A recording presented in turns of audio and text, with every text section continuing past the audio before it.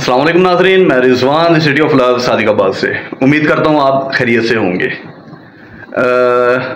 हम पाकिस्तान में रहते हैं और हम सादिकाबाद वाले ज़िला रहीम यार ख़ान में रहते हैं, जनूबी पंजाब में रहते हैं और यहाँ पर बहुत अच्छे हालात हैं। यहाँ पर अमन अमान का बहुत ज़्यादा ख्याल किया जाता है। पुलिस की जानिब से दिन को रात को बाज़ारों में गलियों में ड्यूटियाँ लगाई जाती हैं, गश्त किया जाता है।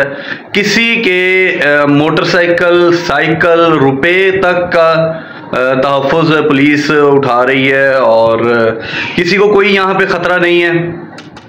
खुदा करे ऐसा हो जाए, लेकिन ऐसा है नहीं है। बहुत अफसोस से कहना पड़ता है, ताहिर नामी शख्स तारिक दवाखाने वाले जिनकी कल लाश मिली है, वो देखकर बहुत अफसोस हुआ, दुख हुआ।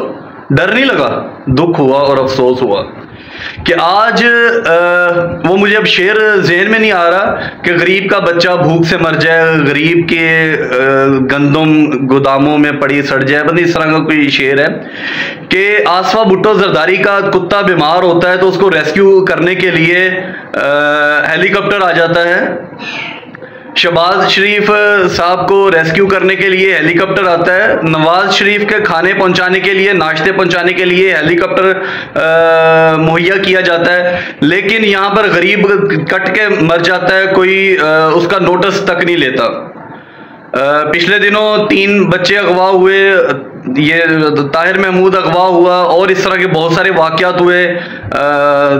तावान मांगा जाता है, ना देने पर लाश नहर में फेंक दी जाती है, कोई पूछने वाला नहीं है। हम उस पाकिस्तान में रहते हैं जिसको हम बनाना चाहते थे रियासत मदीना। रियासत मदीना कौन सी कि जिसके खलीफा दोम हज़रत उमर बिन ख़त्ताब रज़ी अल्लाह तआला अन्हु कहते थे कि अगर फुरात के किनारे पर कोई कुत्ता भी प्यासा मर जाए तो उसका सवाल उमर से होगा, ए उमर आओ देखो आपके नबी की उम्मत कैसे कट कट के मर रही है, जानवरों से भी बुरा हाल हो रहा है, ए खुदाया तू ही कुछ कर।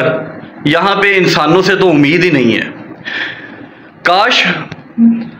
काश कि ये मरने वाला शहबाज शरीफ का कोई करीबी होता, काश कि ये मरने वाला बिलावल भुट्टो जरदारी का कोई करीबी होता, या ये आसफ अली जरदारी का नवासा होता, तो आप देखते कि सिर्फ पाकिस्तान ही नहीं पूरी दुनिया हिल जाती।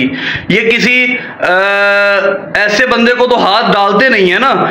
कभी कच्चे वालों ने कभी भूल के किसी अमीरजादे पे हाथ डाल लिया हो, किसी एजेंसी वाले का कोई बंदा उठा लिया हो, तो देखा जाएगा कि चंद घंटों के अंदर ये कच्चा साफ होकर यहाँ पे DHA बन चुका होगा।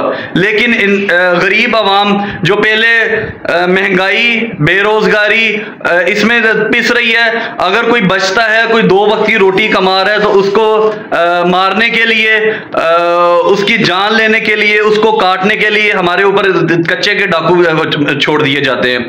और पुलिस सिर्फ तमाशाई है, हमारे यहाँ पे इंतजामिया सिर्फ तमाशाई है। ना इसका नोटिस लेने का ख्याल सुप्रीम कोर्ट को आता है, ना इसका नोटिस लेने का ख्याल हमारी अदलिया को आता है, ना इंतजामिया को आता है, ना पुलिस, ना IG, ना वजीर आला, ना वजीर आजम, ना गवर्नर। ये सब अपनी मस्त जिंदगी में सो रहे हैं, सत्तू पिया हुआ है इन सब में ने।